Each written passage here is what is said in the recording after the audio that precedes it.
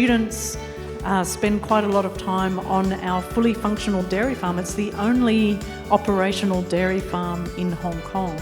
And we have beautiful Jersey cattle that came all the way from Australia in September 2022, and they are producing the milk for us.